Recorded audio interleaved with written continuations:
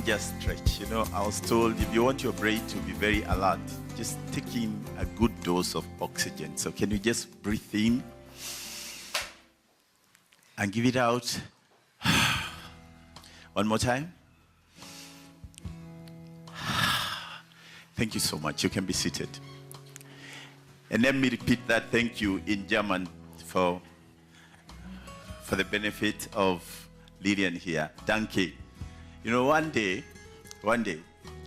a German lady came to visit me. I have connections. I think I should join the queen of networking and become her core partner and become the king of networking. So this lady comes all the way from Germany, just like Lillian did. And I didn't know her. And this is not long ago. It's like 2 months ago. Unfortunately, she didn't wait to come to any of our events. And I paid her a compliment and just told her, you look beautiful, in English. And she decided, because I'm speaking English, she should teach me a little bit of German. And she said, donkey. But the way she said it, I thought she called me a donkey. And I was so annoyed. I asked her, sincerely, madam, how can I pay such a compliment and you call me a donkey? And she apologized. She said, oh no, donkey means thank you. And then she said, okay, let me teach you something else that may make me feel a bit better. She said, I hope I'll say it the right way. Ich liebe dich. I said, okay, which dish now are you calling me now? From a donkey to a dish, are you serious? I said, no, that means I love you. And I want to tell all of you, ich liebe dich.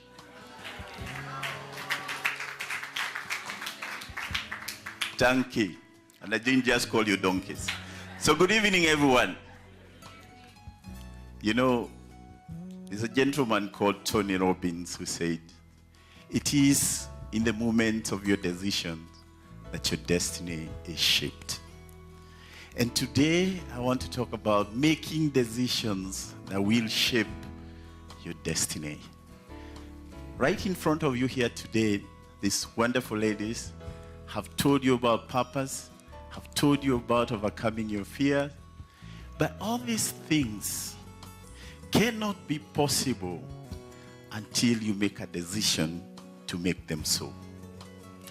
And I want to just begin my talk by telling every one of you to make one decision. And if I have to force it down your throat, I will. I don't know which method I'll use, but I'll try. And the decision I want you to make, and I want to say it, you say it with me, it is possible. Can we all say that? It is possible. It is possible. Yes. Everything you want in this world, and I mean everything. You want the gold Waithera was talking about now, not in your blood this time, but in reality. You want that great health that Lillian has just told us about. You want to drive the best cars in this world. They are out there. If you want to drive a Mercedes right now, you walk to DT Dobby. There are very many, right? And I can tell you, there are many there with the sold sign, but there are many more with no sold sign. So you can get one. Even if you didn't get them at DT Dobby, those guys can ship them for you from Germany. You want Range Rovers, Sports, CMC, they have them. Name it. Whatever you want is out there waiting for you. But wait a minute. If it's out there, why don't you have it? How many of us have parked Mercedes-Benzes outside? I haven't. How many of us are having Range Rover Sports? I don't have. But these are questions you can answer for yourself. So why don't you have them? I'll tell you this. There is a very big difference between wanting and having. If you want to get these things, if you want to have them, it's going to take something, a decision of transforming your want to a deep-rooted heart desire. Because want is in the mind, but desire is in the heart. And it is not until you move what is in the heart or what is in your head to your heart do things begin happening. You know why? Real power resides in the heart, not in the mind. The mind is a tool that helps you know what you want. It creates awareness. But for you to be able to get what you want, that has to be transferred to your heart. For the men here who are not married, how many are here who are not married? Don't be shy. I want to give you a trick, okay? Maybe you're not married because you've just been seeing girls and all you do is want. You got to desire, man. You have to have that thing move from your head to your heart. Because when you desire, that's when you get the courage that both Waidera and Lillian have spoken about. The courage to approach. And you approach the first time, she turns you down. The desire is still there. It's hard, but you can take it. You can take rejection the first time, the second time, the third time, indeed even the fourth time. Because if there is desire, you're not going to give up. True or not?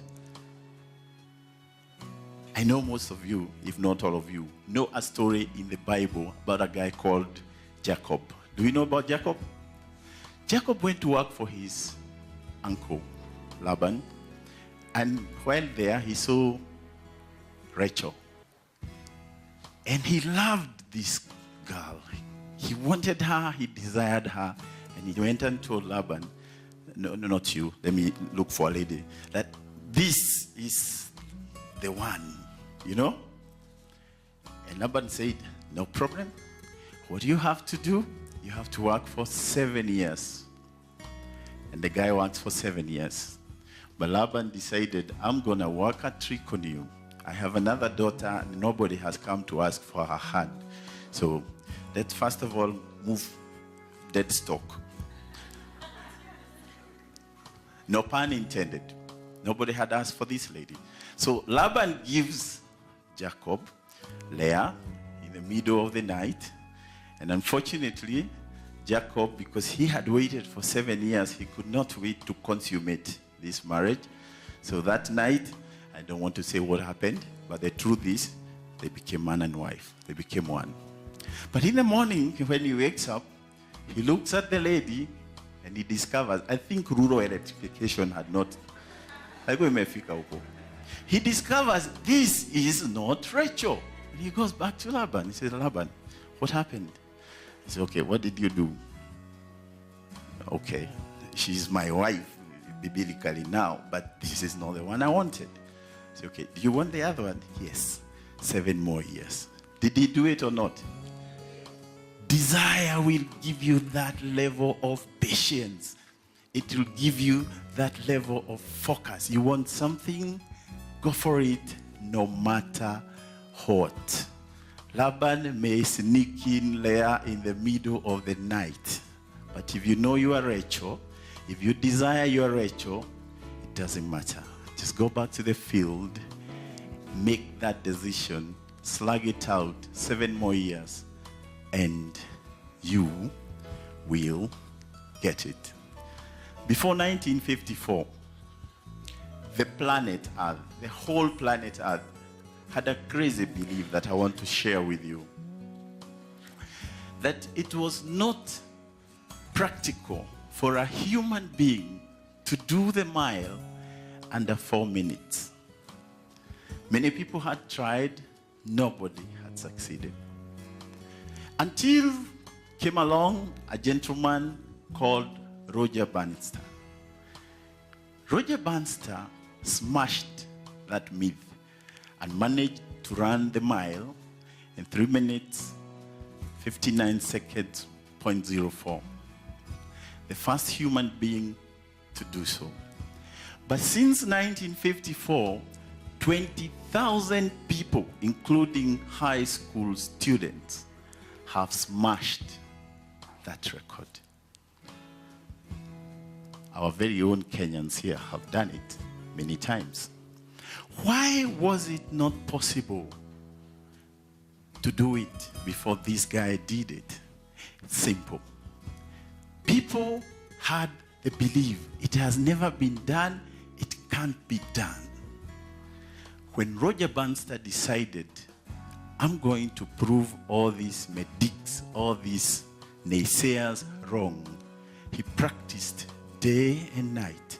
He put his mind to it. And he did it.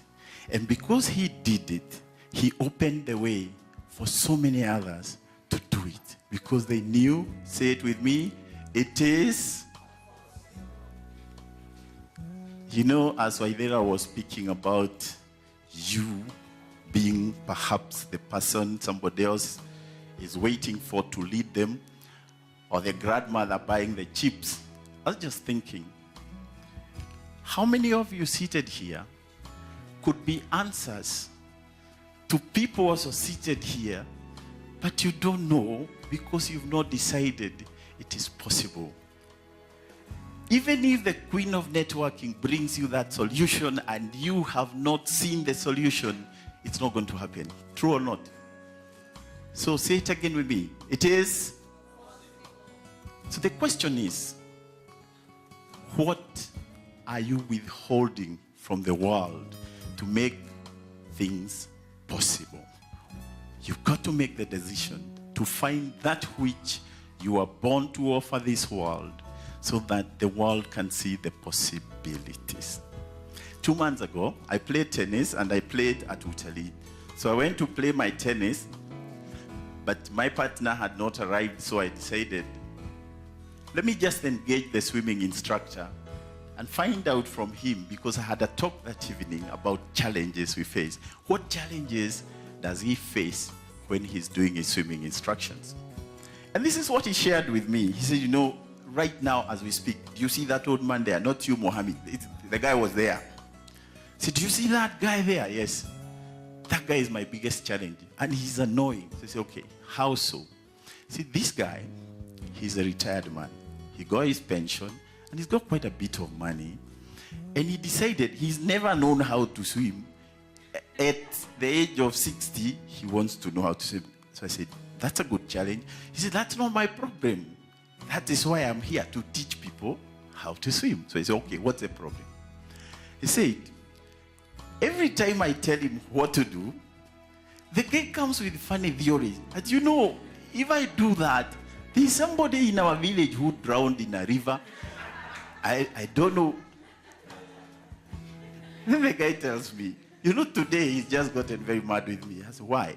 Because I told him, do you know, if I threw a dog in here, or a cow, or a goat, it will swim. Without having attended any class like you are. So you are a human being. You are intelligent. Why is it you can't simply float? Because you're making the decision not to float. Because you come with so many theories. You come with history. You come with science. You mix all these things. You won't float. Masharia, sometimes we deny ourselves opportunities for growth because we are tied so much on history. We are tied so much to our past that so and so tried, he failed. Another one tried, he failed. Who am I? How many times have you been asked by the naysayers, do you think you'll make it? Kwenu, even if you go to your great grandfather, come this way up to your father. Who? Kwani wewe ni bego gani? But I've got good news for you. Every productive man, and I have to apologize for those men who are not productive. And if they are in here, don't worry, we shall pray. Every productive man in his productive cycle, sexual cycle, produces a minimum of 525 billion sperms. This is not a biology class. I am getting somewhere. And it only requires one sperm to fertilize an ovum. And when that happens, you were born. Now, if you are that one sperm that your father produced out of the 525 billion, and it fertilized that your mother's egg, and you became born, are you really an accident? You are so special. You are so unique. Lillian said there's nobody in the world like you. And it is true. You are nothing short of a miracle. And no miracle ever happened for no purpose. So what is your purpose? What was the purpose of that miracle? When Jesus performed his miracles, he was just manifesting something he had been sent to do by God. And all the miracles proved something. You're meant to prove something. You're meant to solve some solutions. If you do not become that which you're meant to be, it is said, what you don't use, what do? You lose. And one day you'll be called to answer. I want you to make the decision today that whatever it takes, you're going to find your purpose and you're going to start manifesting it, because only then will you live a fulfilling life. It is said, death is not a tragedy. The tragedy is coming to that moment when you're going to reckon with death and you look back at your life and you realize you never truly lived. That's a tragedy. So what are you going to do to make sure that you do not have to regret on that material day?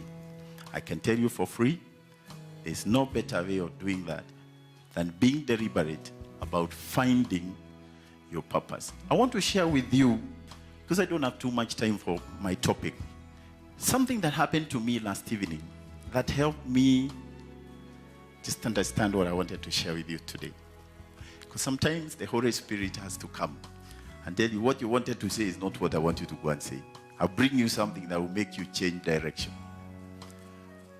I was coming from Nakuru, and somebody seated here had invited me for a company dinner party.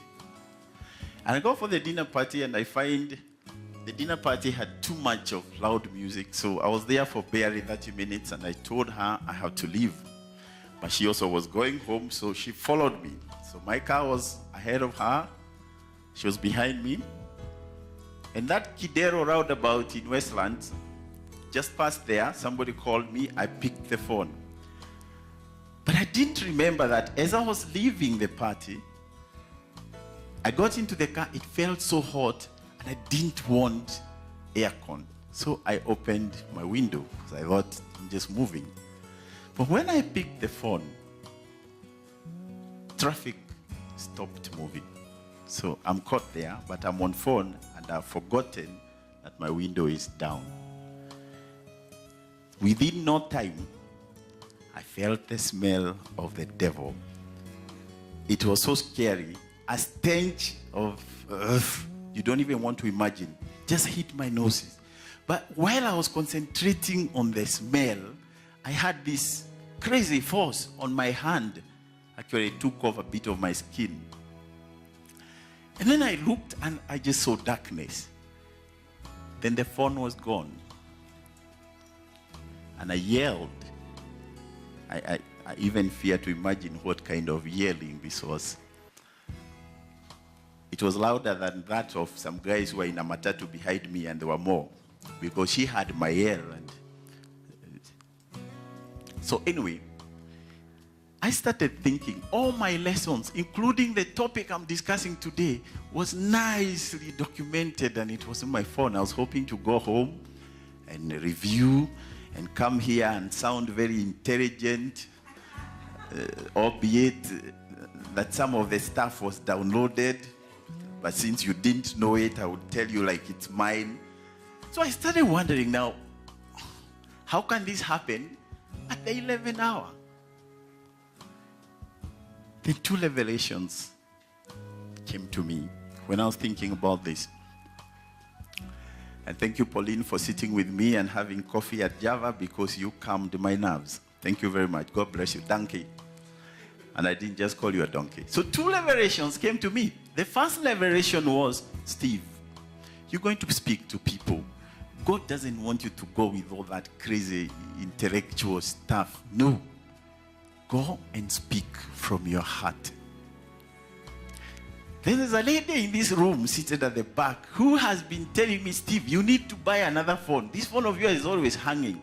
I said, you've been refusing to do that. Now you have been forced because you have no choice, because you need a phone. So Sarah Munyi, thank you very much. Your indirect prayers were answered.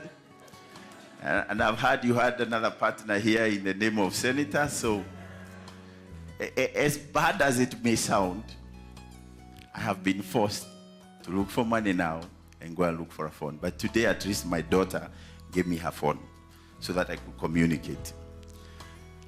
So these liberations sometimes come when you are finding your purpose. And my point, which is what I want to finish with, is this.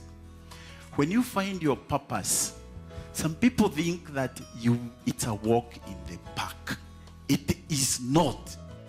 When you get your purpose and you're so convinced about your purpose, that is when very strange things happen to you.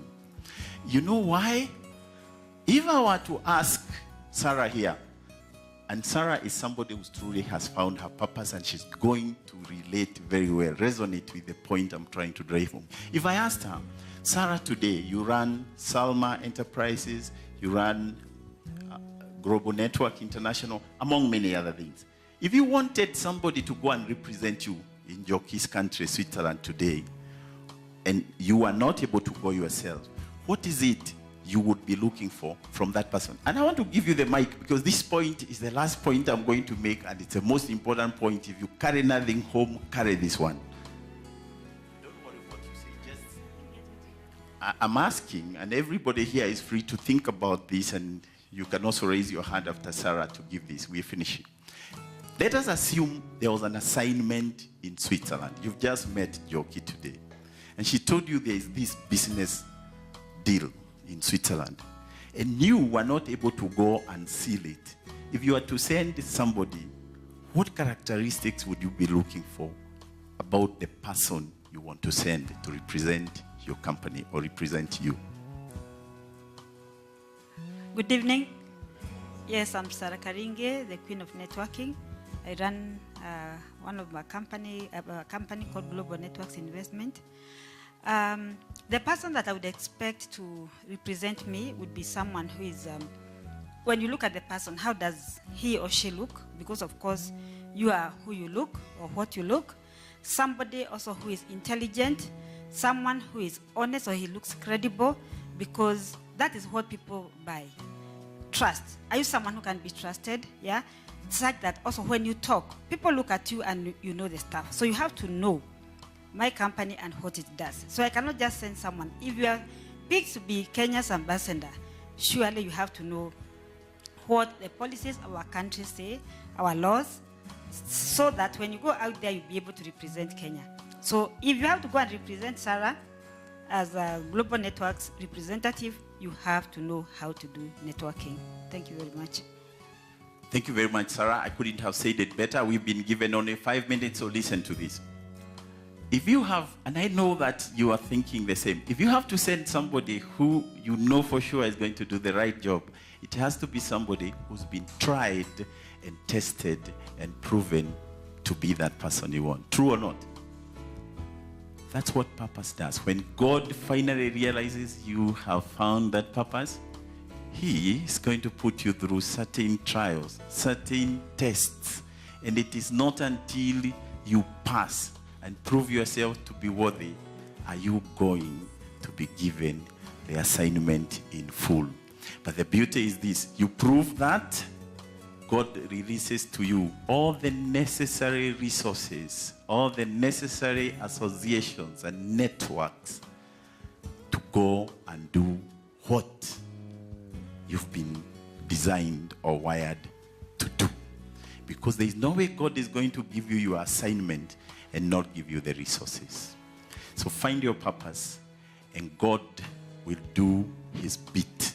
And you'll never spend one more day wondering what is happening. Because purpose is God-given, and purpose is God-ordained. May God bless you all. And if you want to know more about purpose, at Born to Lead Academy, we train people 6 things. Personal leadership, so that you can become the best version of yourself.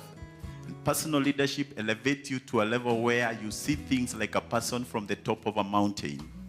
We train you on self-mastery.